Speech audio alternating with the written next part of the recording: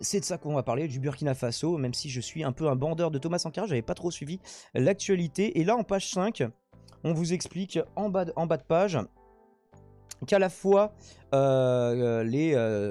Sophie Douce et Agnès Fèvre, donc respectivement les correspondantes pour Le Monde et Libération au Burkina Faso, ont vu leur accréditation annulée et se sont fait notifier verbalement, il n'y a même pas de document écrit, rien, verbalement qu'elles avaient 24 heures pour quitter le Burkina Faso. Du coup, je me suis dit, qu'est-ce qui se passe là-bas? Et c'est vrai qu'une actualité un petit peu riche, effectivement.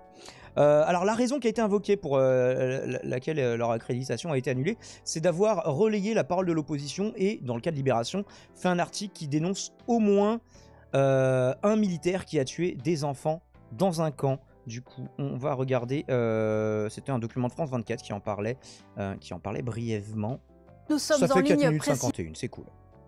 Précisément avec l'un des journalistes à l'origine de l'enquête de Libération dont vous parliez à l'instant. Ce journaliste, c'est vous, Matteo Maillard, bonjour.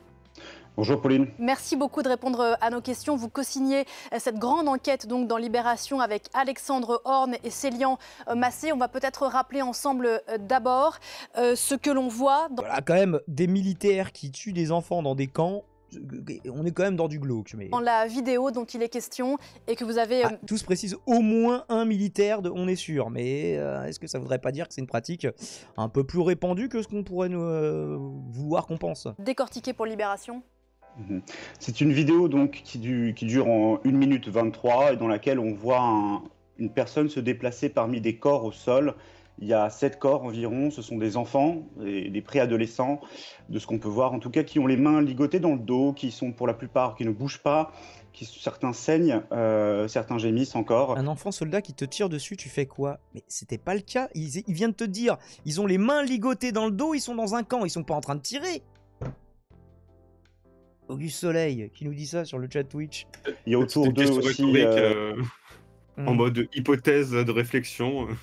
Alors là, ça a l'air d'être en mode plus je pré-shot qui pourraient devenir ou redevenir des enfants soldats, je sais pas, suivant la situation des gens. Et donc, on va les buter au cas où. On n'a pas le contexte, c'est ça. Horrible. Le contexte pour tuer des enfants qui sont dans des camps avec les mains attachées dans le dos, oui, le fameux contexte, oui, à l'époque. Une dizaine d'hommes, certains en treillis, avec, on le voit sur les photos, des pulls bleus typiques de l'armée burkinabé. Et l'homme qui se déplace parmi les corps insulte et menace les gens au sol, les victimes de mort, de les achever. La rédaction Libération a donc reçu cette vidéo et pendant plusieurs semaines, avec Célian Massé et Alexandre Horn, vous avez authentifié et identifié les personnes présentes sur cette vidéo. Comment est-ce que vous avez travaillé ? Alors, c'était très difficile parce qu'on n'avait aucun élément de contexte. La source qui nous a transmis cette vidéo ne savait pas elle-même comment elle était parvenue, par quel biais et pourquoi. On a d'abord essayé d'observer l'environnement. Le problème, c'est que la vidéo est filmée à ras du sol, en fixant surtout les victimes au sol. Donc, il y a très peu d'éléments environnants. On peut quand même apercevoir des bâtiments assez typiques, des bâtiments avec des volets blancs. On voit 2 pick-up aussi militaires de l'armée burkinabé, des Mastek. On voit aussi un camion, un semi-remorque, et une végétation. Donc on a dû creuser, gratter, à la fois obtenir des sources humaines qui nous ont emmenés aux 4 coins du Burkina Faso. On a vraiment dû chercher de tous les côtés, d'abord récolter de l'information humaine, et ensuite on s'est tourné vers l'imagerie satellite. On a eu la suspicion que cet événement s'était déroulé à Waiguya, c'est là où il y avait eu le plus d'incidents sécuritaires, les jours où cette vidéo est sortie.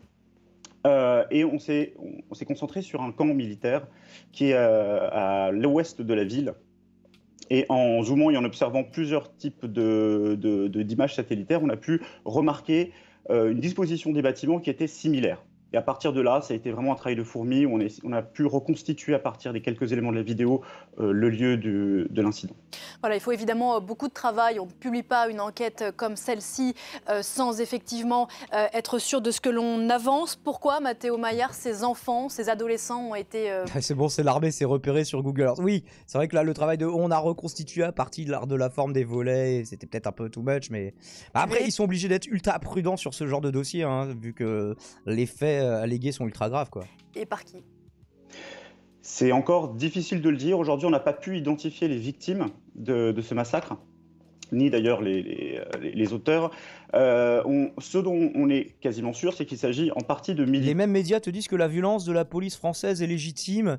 Ah, France 24 moins, quoi. Ils vont un peu t'inviter des gens qui sont pour... Ils vont eux-mêmes pas être en mode « Est-ce que vous condamnez les violences? Est-ce que vous condamnez les violences? Est-ce que vous condamnez... » Ça, c'est plus sur BFM, sur CNews, etc. quoi. Militaires, du fait de leur treillis, de leur Après, équipement. France 24, c'est pas irréprochable, mais dans le service public, c'est sûrement la moins pire chaîne. Du drapeau burkinabé qu'on voit sur leur épaule et de logos militaires, et notamment des véhicules militaires aussi qui sont à côté d'eux.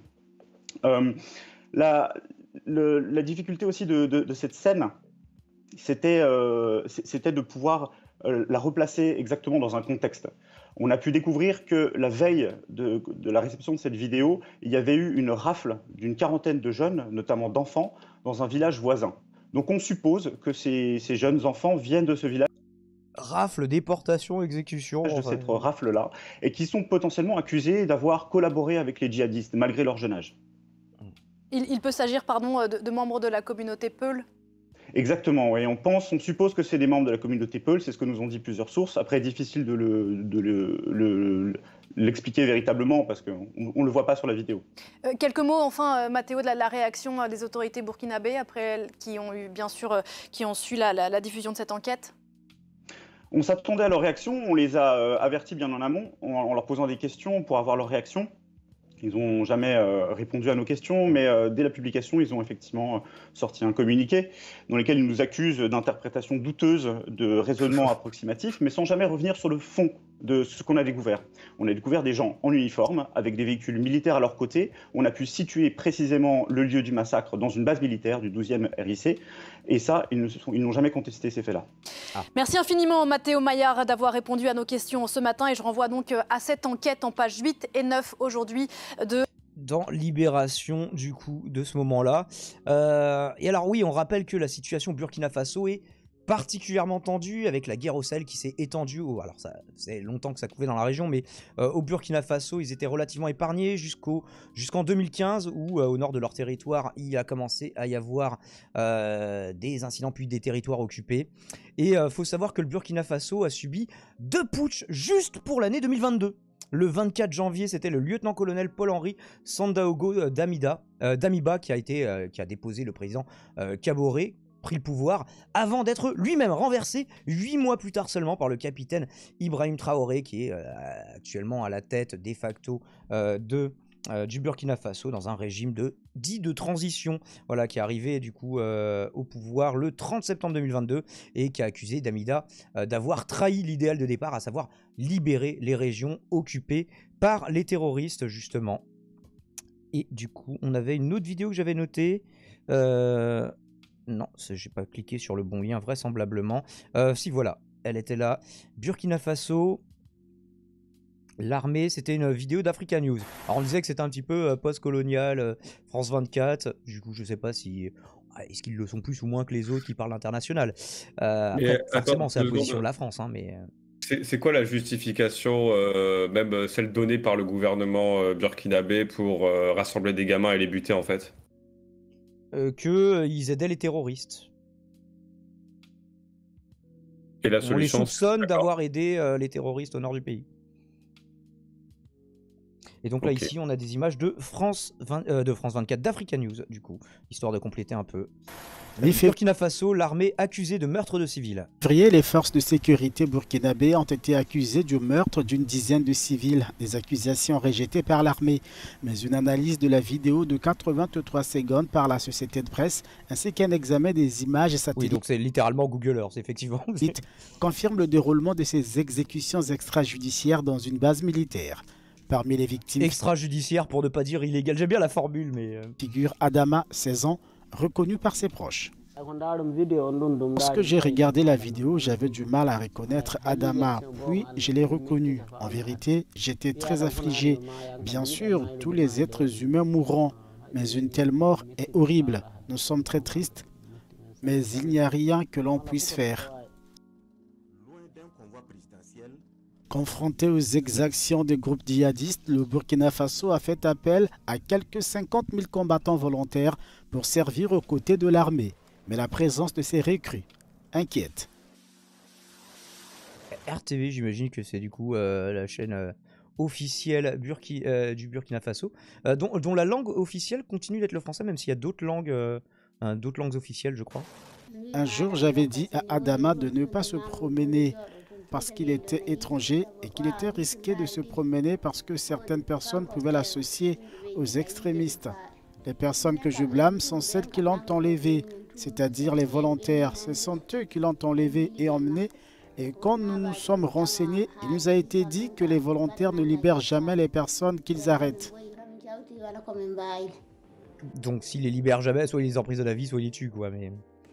Et donc en plus de ça, ce qui vient rajouter de la complexité, c'est que c'est un pays plutôt multiconfessionnel, avec notamment pas mal de populations musulmanes, mais surtout au nord du pays, il y a des chrétiens, il y a un peu d'animistes, il y en a peu qui se déclarent sans religion, il me semble.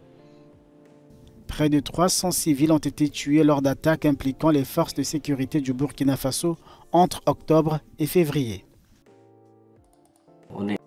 Il a un cool setup, et son siège va pas trop avec son bureau. Inquiet même s'il a l'air mieux que le mien. Par à la question de l'insécurité qui touche aux enfants, parce que l'enlèvement des enfants lors des opérations de ratissage menées par certains éléments des forces de défense et de sécurité, ce n'est pas une première, c'est des choses qu'on rencontre de temps en temps. Parce que, pas une première dans l'histoire, mais dans l'histoire récente du Burkina. Il est arrivé qu'il y ait même des enfants enlevés derrière les animaux et qui se retrouvent à la prison de haute sécurité, et des enfants souvent qui ont tout de 10 ans. Voilà. 10 ans, prison de haute sécurité, tout va bien. Donc c'est une pratique vraiment à corriger et à travailler, à minimiser. Mais le gouvernement burkinabé accuse de... El Ghazali qui nous dit aussi un conflit autour des terres agricoles envahies par les troupeaux. Je sais pas si on se braquait sur les religions, moi je faisais que rappeler la situation multiconfessionnelle du pays. De son côté, les terroristes de se déguiser en membres de forces de sécurité pour ternir leur image. Et voilà donc des images proposées par Africa News que vous retrouverez là encore dans la description. Alors en bonus, on a aussi un article que j'ai utilisé pour préparer cette courte chronique, un article du Figaro qui date de 2017 à l'époque. Et vous en avez un autre, en plus là pour une fois je vous ai trouvé le lien, plutôt que simplement le scan que vous ne pouvez pas voir. Il y avait aussi Libération qui avait consacré un dossier à l'époque justement du premier coup d'état. Du deuxième coup d'état même, puisque là c'est le renversement de Dhamida. Il paye son échec à enrayer la violence terroriste, du coup principalement au nord du pays. Donc un article qui date du 30 septembre 2022, un petit peu plus proche de nous. Il y a aussi un dessous des cartes très très court de 2-3 minutes qui existe, mais qui fait pas vraiment l'historique sur le temps long de la région, mais simplement sur les dernières années, voire décennies. Je vous laisserai en prendre connaissance, et pour les gens qui auront regardé la version courte, eh ben je les invite à continuer de se documenter sur l'histoire de ce pays qui est un petit peu compliqué, qui pourtant a connu des moments où on pouvait espérer, notamment un pays qui a eu un dirigeant digne et du coup qui s'est fait évidemment buter. Et je parle bien sûr de Thomas Sankara. Je commence la chronique sur lui et je la finis également comme ça.